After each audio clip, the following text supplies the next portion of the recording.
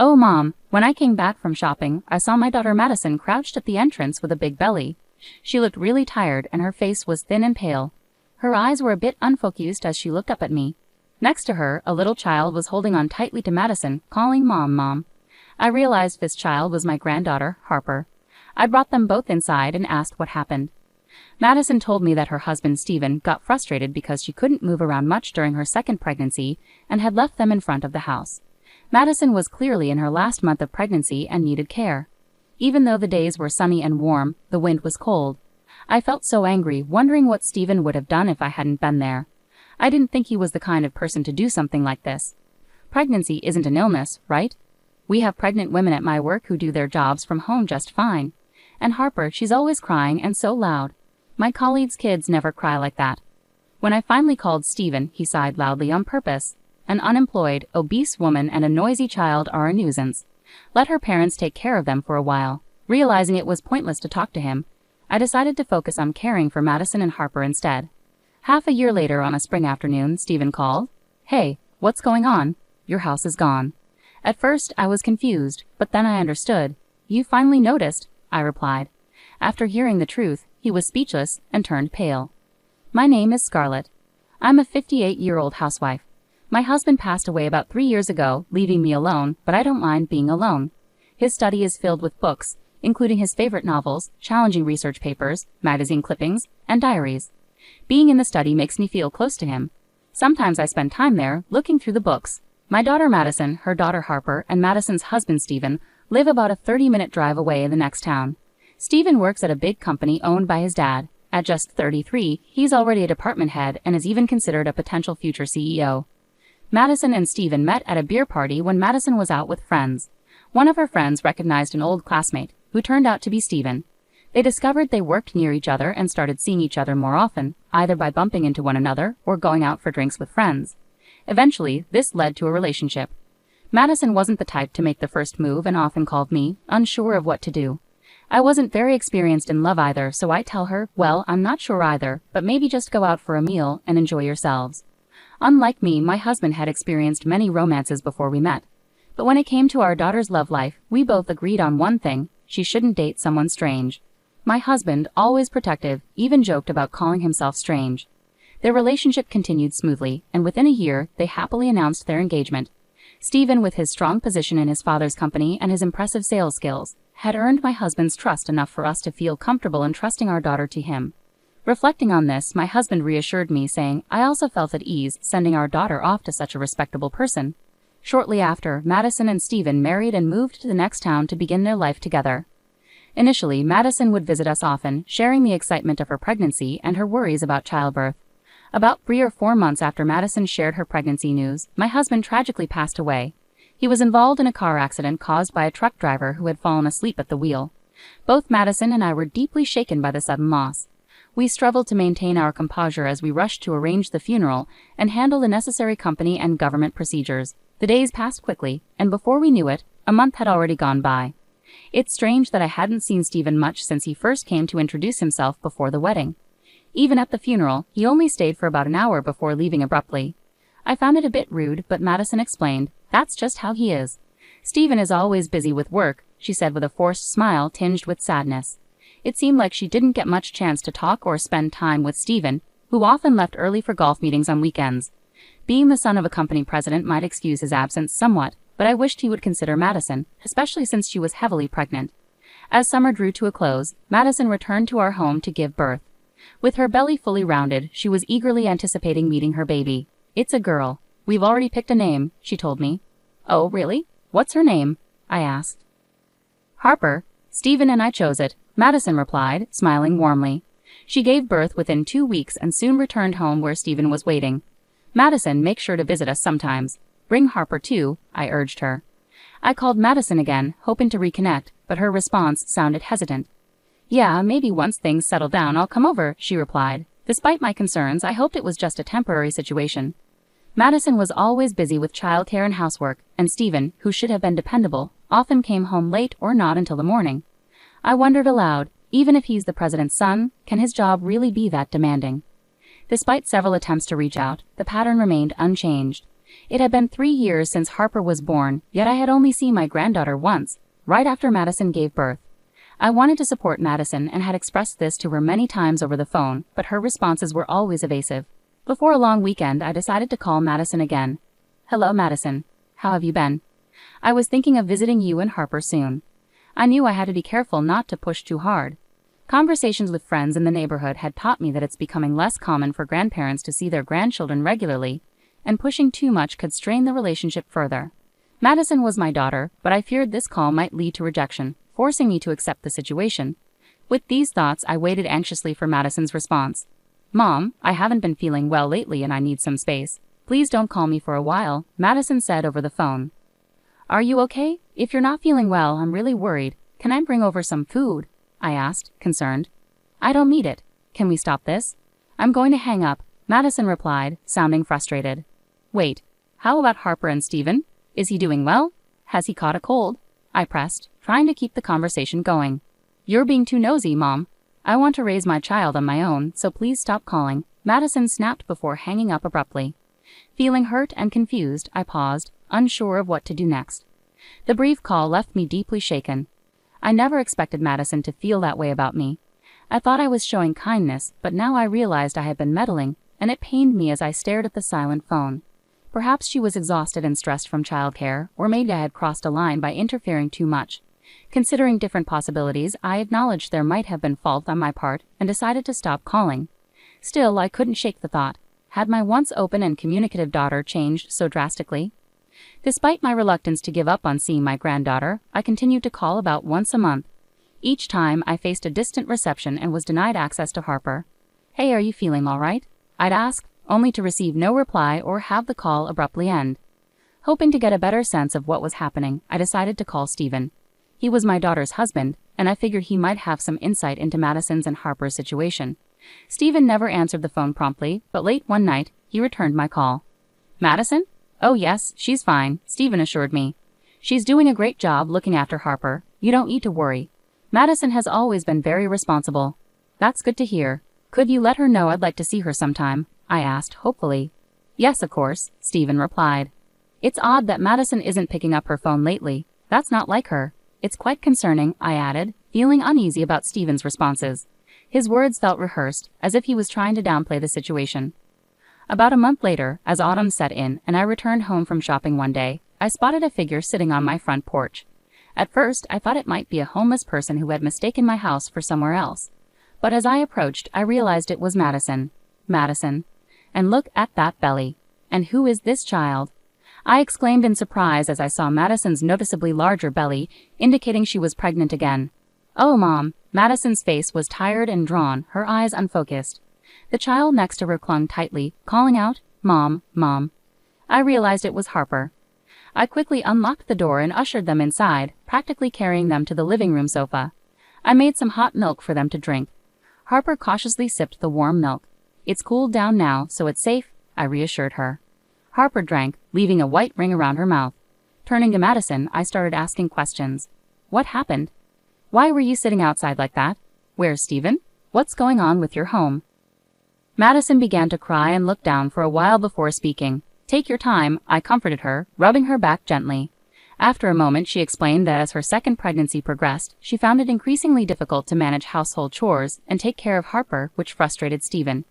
He had driven them to the front of my house and left them there. Seeing Madison heavily pregnant and upset made me furious, imagining what could have happened if I hadn't been home. I immediately called Steven. He hadn't mentioned anything about Madison's pregnancy during our last conversation, which would have prompted me to offer help sooner. After several rings, he answered with a tired voice. "Hello, Steven. What's this I hear about you leaving Madison and Harper outside my house just now?" I asked, my tone filled with anger and concern. Steven replied casually, "Well, that's how it is. Madison hasn't been keeping up with household duties lately, using her pregnancy as an excuse. Even when I come home tired, there's no dinner ready." I was taken aback by his nonchalant response, feeling a mix of disbelief and disappointment. "Not helping because you think it's all Madison's job? Don't you think you should be supporting your wife?" I challenged Steven, my voice tinged with disbelief. "Why should I help? Household chores are Madison's responsibility. She's the housewife," Steven replied dismissively. "I have my own work to focus on. It's only natural she takes care of the house. Madison is pregnant, Stephen. It's not fair to expect her to manage everything alone without any appreciation from you, I countered, trying to reason with him. Pregnancy isn't an illness. Many pregnant women work remotely just fine in our company. And as for Harper, all kids have their moments. Comparing her to someone else's child isn't fair.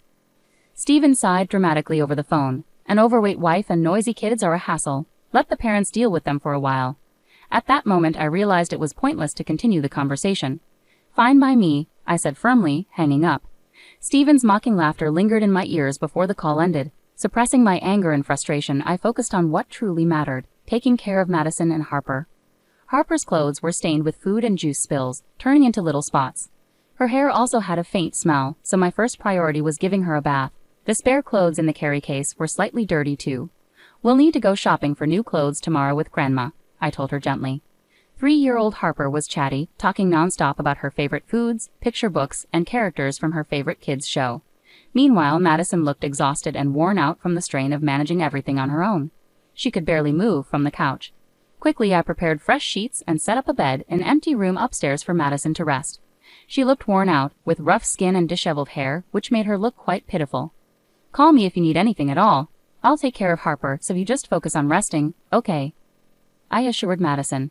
She nodded gratefully and soon fell asleep, finally able to relax.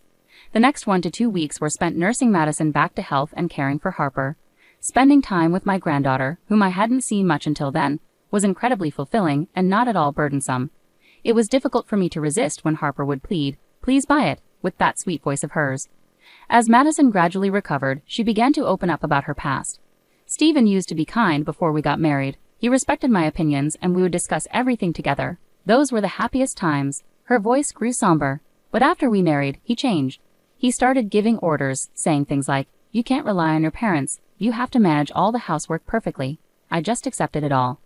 She shared that she was allowed to come back to her parents' house when Harper was born. Looking back, it felt like I was being manipulated, controlled. He even told me once that I shouldn't rely on you, Mom. So is that why you hung up quickly when I called? Yes, calls with you were forbidden too, so I had to hang up quickly. I'm really sorry, Madison explained with a mixture of regret and sadness. Later that night, after Harper had fallen asleep, we sat down with ginger tea and talked. I felt a rush of emotions, anger and sorrow mingling together. Stephen, who had once seemed so respectful when he asked for Madison's hand in marriage, now caused her so much pain and even spoke ill of her as if she were a burden. What's more, there were suspicions of him having an affair.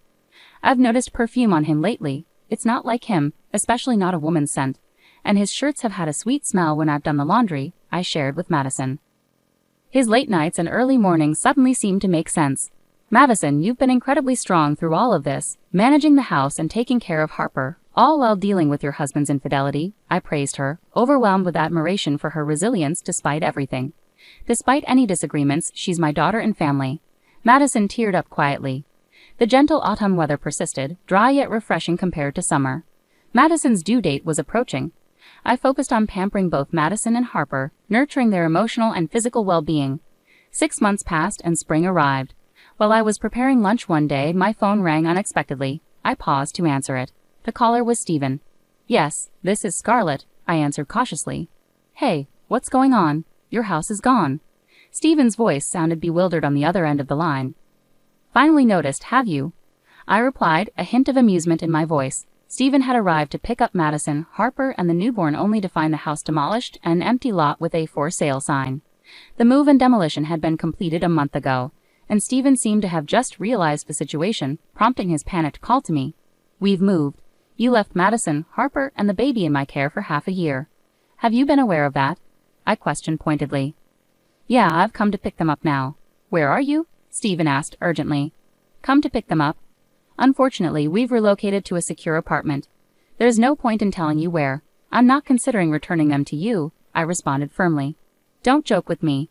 I told my parents I'd bring Harper and the baby over. Give me back the kids at least, Stephen insisted, his tone unsettling as he referred to the children almost as possessions. That's a promise you made on your own. It doesn't concern us, so we won't comply. I'm busy now, so if you don't mind. Just then, the baby started crying, the sound audible through the phone. Stephen seemed to react softly, saying, "Oh." Ignoring him, I hung up and hurried to change the baby's diaper in the next room. I could hear Madison's phone conversation faintly. Yes, hello, what? Her voice carried a hint of frustration, likely arguing with Steven. Soon after, Harper emerged from her room, looking scared. Mom is angry, she whispered anxiously. It's okay, sweetheart. Everything will be fine, I assured her, pulling her into a comforting hug. About 10 minutes later, the commotion quieted down, and Madison joined us. It was Steven. He was demanding our new address, but I refused outright. I don't care if he wants to show Harper and the baby to his parents, she sighed, reflecting on his persistence. But maybe it was for the best, he called. I finally got to say what I've been wanting to. Regarding the lawyer? The issue at hand was Steven's infidelity. During that call, I informed him that we would proceed with a divorce through a lawyer, and I would also seek alimony due to his affair. I also sent proof of his infidelity to his father, Madison recounted calmly. Over the past 6 months, we had hired a detective to investigate Steven's behavior, and the evidence confirmed his unfaithfulness. With 2 young children to consider, Madison couldn't overlook this betrayal. Steven was caught off guard by Madison's knowledge of his affair and was visibly shaken. He must have been pale with shock when he realized his parents were aware of the evidence. Outraged, he exclaimed, "How could you do this?" But those were my terms, I replied firmly. Given his parents' strict nature, I anticipated they would not take his actions lightly. Madison's prediction proved correct. A meeting was arranged with Steven's parents to discuss his conduct. During the meeting, they apologized to Madison and accepted the divorce proceedings. Steven's father, despite his son being a potential future company president, expressed his anger and disappointment, stating that a man who cheats on his wife and neglects his children is unworthy of such responsibilities. As a result, he dismissed Steven from his position within the company. In the end, Steven faced serious consequences. He lost his position and gave up custody of his children, allowing Madison and me to raise them. He was required to pay compensation and child support, but struggled due to debts accrued from supporting his affair partner. Although he found another job, the salary was modest, forcing him to move into a small, inexpensive apartment. After losing his shot at becoming president, Steven's affair partner callously abandoned him. It became clear she was more interested in his title than him as a person. Despite multiple attempts to reconnect and reconcile, Madison cut off contact with Steven, and their divorce was finalized smoothly. Madison became a single parent, but found strength in raising her children who thrived under her care. Despite the rift, Steven's father, feeling remorseful, continued to support Harper and her sibling beyond the agreed child support. Despite Madison and my initial refusals, he insisted, and we accepted it for the children's future. We also kept Steven's parents updated with photos and videos of their grandchildren, and occasionally video called when schedules allowed. Seeing Harper and her sibling grow up brought joy to Steven's parents, who cherished their role as grandparents deeply. Harper's days at press school were filled with joy, especially with her mud and sand playtime with friends. One sunny afternoon, I arrived to pick her up and noticed she was clutching a rolled-up piece of drawing paper. "What's that, Harper?" I asked, curiously. She hesitated shyly before replying, "It's a picture of Mom." The press school teacher had assigned them to draw portraits as gifts for their mothers that day. Although Harper was too bashful to show me the drawing right away, she eagerly rushed home and presented it to Madison. While I couldn't see the portrait myself, Madison was deeply moved and praised Harper's thoughtfulness. It was a touching moment that showcased Harper's growing individuality. Thinking about her future fills me with hope and excitement. Living together as a family of 4, experiencing this happiness, feels like nothing short of a miracle.